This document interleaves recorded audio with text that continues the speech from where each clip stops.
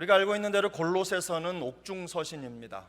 에베소서, 빌립보서, 골로새서, 빌레몬서 요 네 개를 바울이 감옥에서 기록한 옥중서신으로 우리가 읽고 있는데, 이 편지를 써서 목적한 이 바울의 목적은 명확합니다. 교회가 이런저런 이단들을 통해서 공격을 받고 있었어요. 세상의 위협이 교회 안으로 침투해 들어와서 성도님들이 많이 흔들리고 있는 겁니다. 마음이 흔들리고 또 믿음이 흔들리고 기도가 흔들리고 삶의 여정이 안정을 찾지 못하는 일들이 벌어지고 있는 겁니다. 그래서 그 성도들을 돕고 세우기 위해서 바울이 이 편지를 쓰는데, 1장과 2장은 교리적인 부분들을 점검하면서 그들이 받은 구원의 능력이 어떤 것인지를 그대로 보여줍니다. 그리고 3장과 4장을 지나면서는 어떤 내용이냐면, 하나님의 구원을, 예수 그리스도를 통한 구원을 받은 사람들에게 나타나야 할 변화들이 어떤 것인지를 보여주고 있는 거예요. 근데 오늘 2장 2절 3절의 내용은요, 복음을 가진 교회, 하나님을 알고 하나님의 지식으로 풍성한 교회에 어떤 변화들이 있어야 되느냐라는 것을 아주 집약적으로 보여주고 있습니다. 일단은 그런 변화가 있고 이 교회가 어떻게 되기를 원하느냐 하는 것을 바울이 공개하는데, 그 내용이 이겁니다. 이는 그들로 마음의 위안을 받고, 교회가 상처받고 힘든 영혼들이 교회 안에 들어와서 마음의 위안을 얻는 거예요. 그리고 사랑 안에서 연합한다. 이 연합이라고 하는 말은 그저 여러 개를 모아서 흔들어서 하나로 딸딸 뭉쳐가지고 만들어 놓는 그런 연합이 아닙니다. 연합 그러면 여러 가지 우리가 생각할 수가 있는데, 메주콩을 갖다가 찧어서 메주덩어리 하나를 만들어 놓는 것도 사실은 연합이죠. 근데 여기서 말하는 이 연합은 그런 연합이 아닙니다. 마치 우리 몸에 각 모든 기관이 합해져서 온전한 몸을 이루는 연합을 말하는 거예요. 자기가 있는 자리에서 각자의 모습으로 있지만 그러나 조화롭게 각 부분이 서로 연결돼서 하나의 몸체를 이루는 거죠. 교회가 이런 연합을 이루면 나타나는 현상이 있습니다. 뭐냐면 그 뒤에 확실한 이해의 풍성함이라고 했죠. 모든 풍성함. 이 풍성함이라고 하는 것은 뭡니까? 기본적으로 성장입니다. 교회는 하나님의 은혜로 말미암아 하나된 교회가 될 때 성장하지요.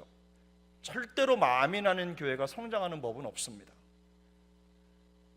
하나님이 천지를 창조하신 이래 지금까지 마음이 나는 교회가 성장하는 법이 없어요. 길지 않아요. 하나된 마음을 갖는 거예요. 근데 하나된 마음의 기준이 뭐냐? 그 뒤에 하나님의 비밀인 그리스도를 깨닫게 하니 라고 되어 있죠. 뭡니까? 그들의 모든 하나됨의 중심에 예수님이 계신 거예요. 제가 언젠가 말씀드렸습니다. 교회는 성경적일 때 가장 안전합니다. 이 말이 항상 맞는데, 그런데 우리가 주의해야 될 게 뭐냐면, 성경에 있다고 해서 그 내용 자체가 성경적인 건 아니에요. 무슨 말씀인지 아시겠죠? 성경 속에 있는 진리, 더 정확하게 우리가 표현하기 위해서는요, 어떻게 말을 해야 되느냐? 그리스도적이다, 이렇게 말하는 게 가장 정확합니다. 예수님이 보여주신 생애와 삶, 가르침, 이런 것들이 사실 제자도의 핵심이잖아요. 그래서 교회가 예수님이 가르쳐 주신 그 제자도의 핵심으로 하나가 될 때 교회는 가장 안전하다, 가장 풍성한 성숙을 이룰 수 있다라는 거죠.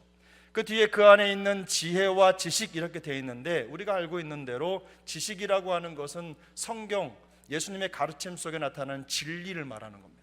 진리를 습득하는 거죠. 그러면 지혜는 무엇입니까? 습득된 이 진리를 삶 속에 적용해 나타나는 것들이에요. 하나님이 우리에게 주신 그 진리의 말씀을 삶에 적용하는 거예요. 그렇게 하면서 모든 교회가 연합을 이루고 그리스도 중심으로 하나가 돼서 성장하는 겁니다. 그런 교회 안에 들어오면 위안이 있고 또 사랑으로 연합하는 기쁨이 있는 겁니다. 이 주님의 마음이라는 거죠. 그래서 바울은 성도들이 이 마음을 배우기를 원했어요. 깨닫기를 원했어요.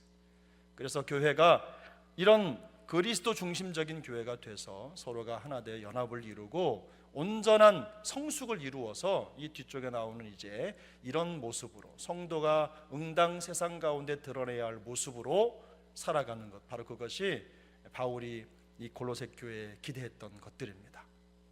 제가 그런데 하나님을 아는 효과에 이 말씀을 드린 이유는 하나님을 알면 이런 현상이 우리 교회에 나타나기 때문에 그래요. 하나님을 알면 단지 그것이 지식으로 끝나는 게 아니라 우리의 삶에 놀라운 변화를 만들어 갑니다.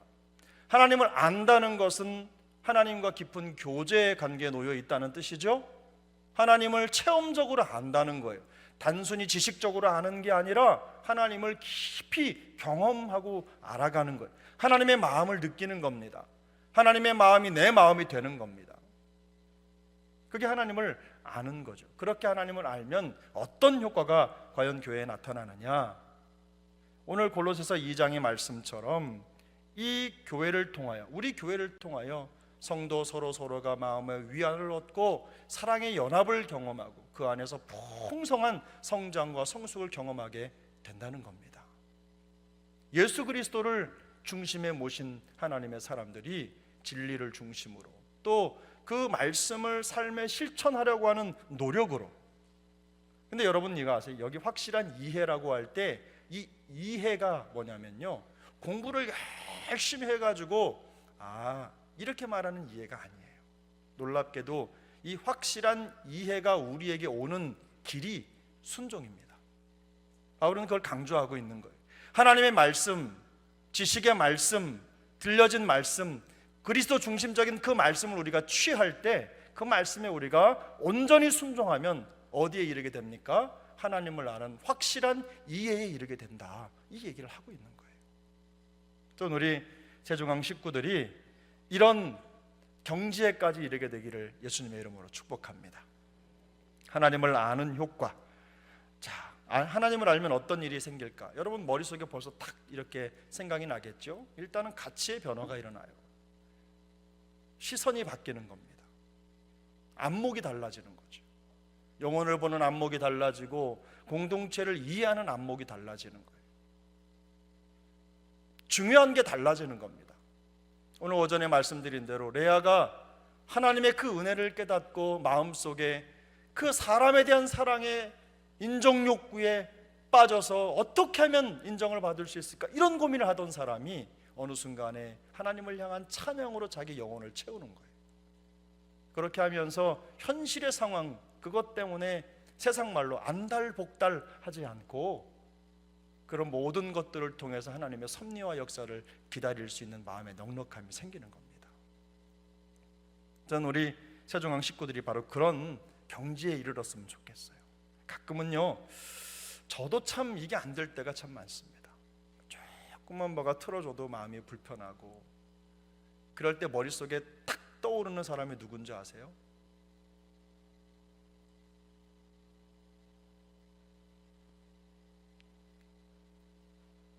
아담과 하와의 첫 번째 아들이 누구죠?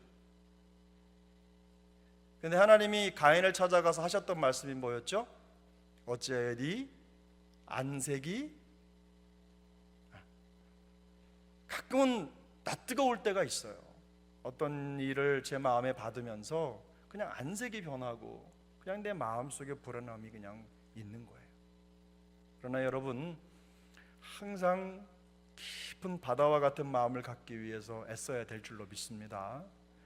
뭘 던져라도 바다 위에 떠 있는 섬, 바다 위에 떠 있는 배, 바다 위에 떠 있는 고기, 사는 고기, 뭐든 그렇게 품어내고 또 담아낼 수 있는 그런 깊이 있는 마음을 갖게 되기를 소망합니다. 하나님을 아는 사람들에게 이런 변화가 나타나는 거죠. 그래서 우리가 날마다 더 깊이 주님을 알아가는 게 필요합니다. 자, 그러면 조금 더 구체적으로 하나님을 아는 효과에 대해서 한번 나눠보도록 하겠습니다. 기본적으로 하나님을 아는 것은 1번입니다. 영적으로나 도덕적으로 그리고 정서적으로 사람을 변화시킵니다. 영적, 도덕적, 정서적으로 사람이 변화되는 거죠. 그리고 하나님을 위해 더 적극적이고 담대한 행동을 하게 되는 겁니다. 왜 그렇죠? 하나님에 대한 이해가 있기 때문에, 하나님을 확신하기 때문에 그렇게 행동할 수 있는 겁니다. 또 세 번째로 죄와 타락을 막고 하나님으로부터 멀어지지 않게 되는 거죠. 하나님이 어떤 분인지 알면 우리 안에 들어올 수 있는 죄를 방지할 수 있어요. 그리고 타락을 피할 수 있습니다. 하나님을 아는 효과가 어떻게 나타난다고 했죠? 첫 번째, 영적인 변화입니다. 죽음에서 생명으로 옮겨졌죠. 내가 진실로 진실로 너희에게 이르노니 내 말을 듣고 또 나 보내신 이를 믿는 자는 어떻게 해요? 영생을 얻었고 심판에 이르지 아니하나니 사망에서 생명으로 옮겼느니라. 할렐루야. 이것이 바로 우리의 영적인 상태입니다. 두 번째로는 도덕적인 변화입니다. 악에서 선으로 옮겨진 거예요. 요한일서 3장 9절부터 10절까지 한번 같이 읽어보겠습니다. 하나님께로부터 난 자마다 죄를 짓지 아니하나니 이는 하나님의 씨가 그의 속에 거함이요 그도 범죄하지 못하는 것은 하나님께로부터 났음이라. 이러므로 하나님의 자녀들과 마귀의 자녀들이 드러나나니 무릇 의를 행하지 아니하는 자나 또는 그 형제를 사랑하지 아니하는 자는 하나님께 속하지 아니하니라. 놀라운 변화가 일어나는 겁니다. 여기서 말하는 악에서 선으로라고 하는 것은요, 겉으로 드러나는 모습만 얘기하는 게 아닙니다. 우리가 정의한 대로 우리 그리스도인들에게 악은 세상 법정에서 정하는 그 법으로의 악이 아닙니다. 세상은요, 유전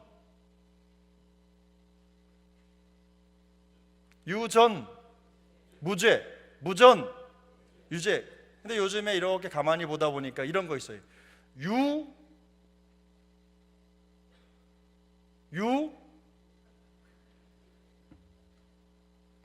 무슨 말 하는지 모르겠죠. 무죄. 힘이 있으면 죄가 없고 무력유죄. 힘이 없으면 죄가 있는 거예요. 그게 정치적으로든 경제적으로든 어떤 식으로든 힘이 있으면 죄를 피해가는 거예요. 넘어가는 거예요. 공평하지 않죠.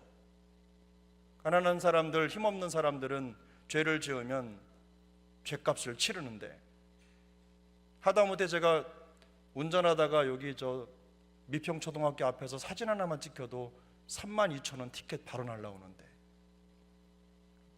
그런데 힘이 있고 권력이 있으면요, 죄를 피해가요. 이건 아닌 것 같아요. 그래서 여기서 말하는 선에서 악에서 선이라고 하는 건 그런 겁니다. 기준이 세상의 법정의 기준이 아니라 하나님의 말씀, 진리가 기준이라는 거예요. 그래서 우리 그리스도인들은 악이냐 선이냐의 기준을 어디에 두셔야 됩니까? 그리스도에 두셔야 되는 거예요. 그게 그리스도 중심적 사고입니다. 우리가 신앙생활 하다 보면 그런 이해관계가 얼마나 충돌합니까? 옳다 그르다, 맞다 틀리다.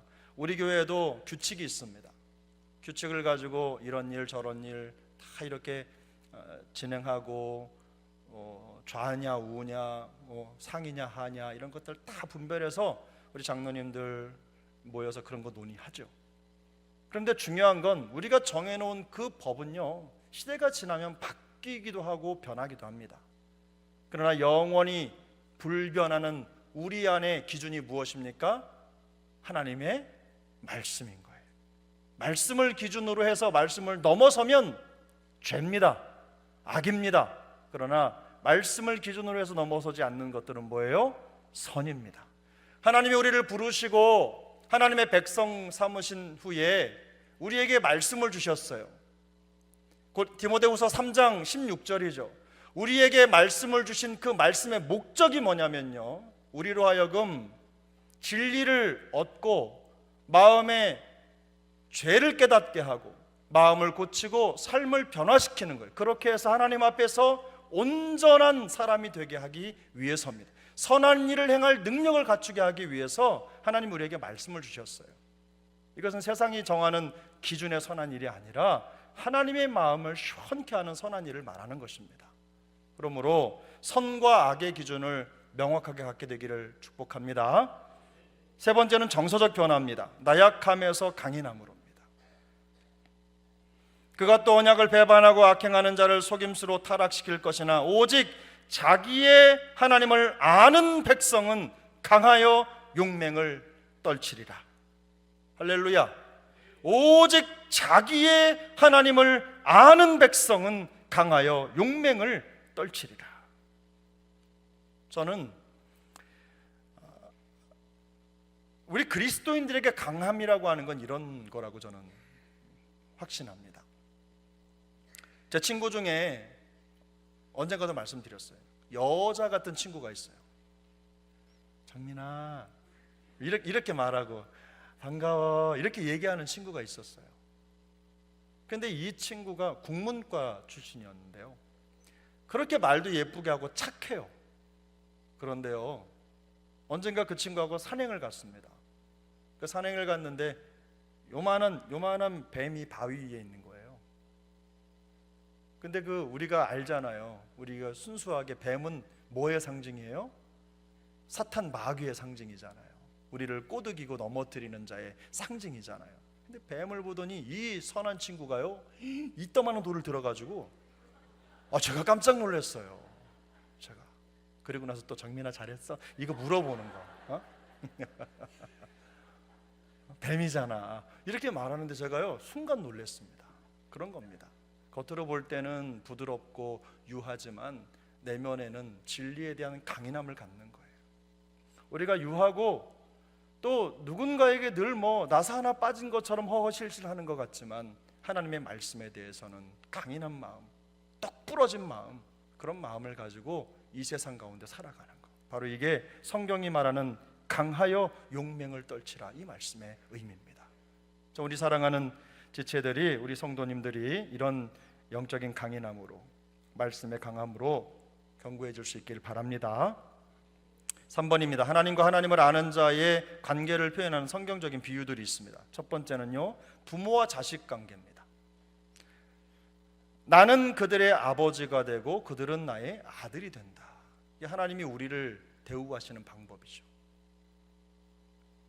그래서 하나님이요, 우리를 이렇게 대하시기 때문에 이런 거예요. 히브리서 기자는 이런 하나님의 마음을 잘 알고 있었기 때문에 뭐라고 말하냐면, 주께서 그 사랑하시는 자를 징계하시고 그가 받아들이시는 아들마다 어떻게 해요? 채찍질 하심이라 말했어요. 요즘에는 교회가 이게 없죠. 혼나면 안 나오면 그만이니까 교회가 이빨이 빠진 거예요. 하나님의 말씀 앞에서 견고하고 말씀에서 비껴나간 것들을 정확하게 지적하고 얘기할 수 있어야 하는데 이게 없는 겁니다. 얼마나 조심스러운지 몰라요. 요즘에 아이들도 그렇잖아요. 우리 다음 세대 친구들도 마찬가지로 혼내는 게 참 두려워요. 혼내는 게, 뭘 잘못하면 혼내는 게 정말 무섭고 힘들어요. 서울엔 그런 일 많잖아요. 지하철에서 젊은 아이들이 이렇게 좀 못된 행동을 하면 어르신들이 녀석 했다가는 난리 나는 겁니다. 그냥 세상이 어떻게 바뀌어가는지 모르겠어요. 그런데요, 부모와 자식 관계라고 하는 것은요, 친밀하고 가까웠다라고 하는 것을 의미하기도 하지만 이렇게 양육 관계라는 겁니다. 우리는 하나님을 아버지로 모시고 있는 사람들입니다. 그러면 우리가 누구의 양육을 받아야 합니까? 말씀의 양육을 받아야 하는 거예요. 말씀의 교훈을 받아야 하는 것입니다. 말씀의 징계를 받아야 하는 것입니다. 죄를 지으면 말씀의 채찍을 받는 거예요. 그 위에 역대상에도 말씀 나왔잖아요. 하나님이 성도를, 자녀를 양육하는 것 같이 훈련시키신다. 그래서 저는 제 마음속의 확신은요, 훈련받는 사람만 성장합니다. 내가 하나님 앞에서, 말씀 앞에서 훈련받고 깨어지고 부서지는 것, 이런 찬양도 있잖아요. 부서져야 하리, 부서져야 하리, 부서져야 하리. 들어보셨어요? 씻겨야 하리. 똑같은 찬양 내용인데요. 그런 거예요. 하나님 앞에서 완전히 부서지고 파서지고, 하나님 앞에 소재 있죠. 고운 가루를 하나님 앞에 올려드리는 것처럼 그 형태가 그저 가루로 보이는 우리의 모든 삶의 영역에, 생각에, 이런 것들이 하나님 앞에서 그렇게 다 되면 마치 그렇게 해서 진흙이 옹기장의 손에 있는 것처럼 하나님의 마음껏 우리를 빚어가실 수 있도록 그분께 내어드리는 것, 바로 이것이 성도의 역할이고 양육을 받는 자의 자세입니다. 두 번째는요, 아내와 남편입니다. 마치 청년이 처녀와 결혼함 같이 내 아들들이 너를 취하겠고 신랑이 신부를 기뻐함 같이 내 하나님이 너를 기뻐하시리라. 아내와 남편의 관계, 더군다나 여기서 표현하는 건 뭡니까? 신혼부부의 관계인 거예요. 그만큼 가깝고 친밀하다는 것입니다. 하나님을 아는 자와 하나님의 관계가 그렇게 친밀하다는 거예요. 세 번째, 왕과 신하의 관계입니다. 여러분, 왕과 신하 들어보셨죠? 왕은 누구의 말을 듣습니까? 아니, 바뀌었습니다. 신하는 누구의 말을 듣습니까? 왕의 말을 듣습니다. 성경에서 우리를 왕 같은 제사장이라고 불렀다고 하니까 내가 왕이다 이렇게 말씀하시는 분이 계신지 혹시 모르겠어요. 그런데 우리는 하나님, 왕이신 우리 주님의 말씀을 듣습니다. 제가 여러 번 반복해서 말씀을 드렸는데요, 성도에게는요 하나님께 항의할 자격이 없습니다. 성도는, 성도의 가장 큰 역할은 하나님의 말씀을 듣는 것입니다. 듣는 거예요. 우리가 하나님께 항의할 이유가 없는 것은 하나님은 1.1획도 틀림이 없으신 분이기 때문이에요. 늦으면 늦는 대로 이유가 있는 겁니다. 이르면 이른 대로 이유가 있는 겁니다. 하나님이 그렇게 행하시면 그만한 이유가 있는 겁니다. 우리는 하나님이 행하시는 그 일을 그저 믿음으로 받으면 되는 겁니다. 왜 그렇습니까? 그 방법이 하나님이 보실 때 옳다면 가장 좋은 방법이기 때문입니다. 네 번째는 목자와 양입니다. 목자와 양. 여러분, 시편 23편 같이 읽어보겠습니다. 여호와는 나의 목자시니 내게 부족함이 없으리로다. 그가 나를 푸른 풀밭에 누이시며 쉴만한 물가로 인도하시는도다. 마음의 상처와 아픔이 많은 분들, 그런 분들은 되게 하나님에 대한 그림을 아버지 혹은 이렇게 목자의 개념으로 생각을 합니다. 그런데 제가 예전에 소그룹 나눔을 하는데 어떤 분이 하나님을 자꾸 어머님으로 표현을 하는 거예요. 그래서 나중에 물어보니까 이분이 아버지에 대한 큰 상처가 있는 거예요. 그러니까 이분은 아버지 하나님 그러면 반감이 생기는 겁니다. 나중에 긴 시간을 통해서 치유돼서 그 아버지의 사랑을 하나님을 통해서 경험하게 되었지만, 이렇게 관계적으로 상처가 있으면요 하나님을 자기가 편한 쪽으로 보게끔 돼 있어요. 그래서 우리가 늘 항상 하나님의 공의와 사랑을 할 때 사랑에 대한 부분을 그렇게 강조하잖아요. 그죠? 하나님은 사랑이시라. 참 너무너무 좋아요. 그런데 공의의 하나님, 이 말은 하기를 참 두려워하죠. 그런데 공의의 뒷면이 사랑이고 사랑의 뒷면이 공의입니다. 하나님이 사랑을 행하시기 위해서 공의를 접으시는 분이 아니시잖아요. 하나님은 공의를 통해서 사랑을 표현하시는 분이시잖아요. 그렇기 때문에 우리가 하나님을 이해할 때 다양한 하나님을, 자기가 만난 하나님을 고백할 수 있어야 하는 것입니다. 뿐만 아니라 내가 만난 하나님 더하기 옆에 있는 권사님, 장로님, 집사님이 만난 하나님 더하기 내 자녀가 만난 하나님 더하기 누구든 내 주변에 믿는 사람들이 만난 그 하나님에 대한 모습을 우리 마음속으로 받아들여야 됩니다. 다양한 하나님인 거예요. 내가 맞는 법, 나만 맞는 법이 없다는 것이죠. 이렇게 여러 가지 모양으로 물론 네 가지 모양만 여러분들에게 말씀을 드렸지만 우리가 경험한 하나님은 훨씬 더 다양할 수 있다는 것을 기억하시고 우리 주님과 깊은 만남을 계속해서 이어갔으면 좋겠습니다. 근데 한 가지 하나님을 알지 못하는 위험이 있습니다. 이 위험의 핵심은 두 가지예요.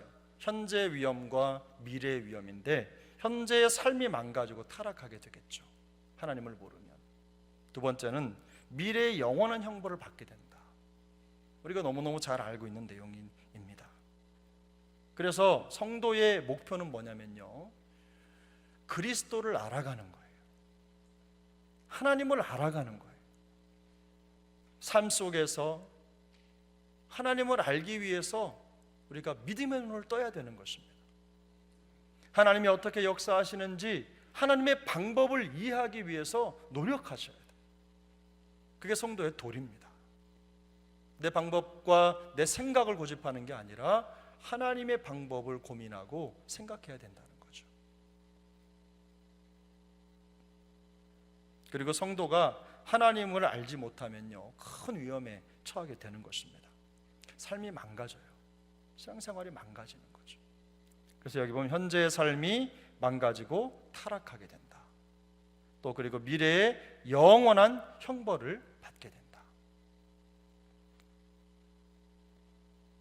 그러므로 하나님을 아는 것은 첫 번째로는 영적, 도덕적, 정서적 변화와 성장으로 나타납니다. 그리고 하나님과 더욱 친밀한 관계로 나타납니다. 그리고 세 번째로 현재의 안정과 미래의 평안으로 나타납니다. 하나님을 알아가는 효과가 우리에게 더욱더 선명하게 드러날 수 있기를 바랍니다. 어제의 모습 그대로 오늘을 사는 게 아니라 오늘 하나님을 아는 만큼 더 성장해가는 우리 세종항 식구들 될 수 있길 바랍니다. 저는 오전에 다 말씀드리지는 못했지만 세세하게 창세기 29장을 읽으면서 레아를 통해 역사하신 하나님, 저는 그 대목이 너무너무 좋았어요. 레아가 하나님의 이름을 부르잖아요. 하나님의 이름을. 야곱이 가르쳐준 그 하나님의 이름을 부르는데 그 마음속에 하나님의 이름을 부르면서도 여전히 마음속에 숙제를 해결하지 못하는 그런 모습, 거기에 머물러 있다가 시간이 지나고 첫째를 낳고 둘째를 낳고 셋째를 낳고 그 다음에 넷째를 낳는 순간에 뭐가 마치 뻥 터진 것처럼 그의 영적인 안목이 열린 거예요. 진정한 평강 속에 들어가는 방법을 알게 된 거예요. 하나님의 자녀가 사는 법을 알게 된 거예요. 세상에 수많은 사람들이 자기를 멸시하고 무시하고 조롱하고 억눌러도 그 속에서 마음의 평강을 잃지 않고 하나님의 자녀로서 살아갈 수 있는 길을 알게 된 거예요. 그게 바로 하나님의 은혜를 묵상하며 하나님이 행하실 일을 생각하고 하나님을 향한 찬양을 가슴속에 꾹꾹 눌러 담는 거였어요. 야곱보다 훨씬 낫잖아요. 우리는 야곱을 알고 있지만 그러나 야곱이 야곱된 것은요, 저는 레아 때문이라고 생각합니다. 우리 세종항 식구들이 그런 은혜의 역사 속에서 하나님을 더 깊이 알아가는 그런 힘으로 말미암아 오래 묵었던 이 체증이 쑥 내려가는 은혜를 누리게 되시기를 예수님의 이름으로 축복합니다. 기도하겠습니다.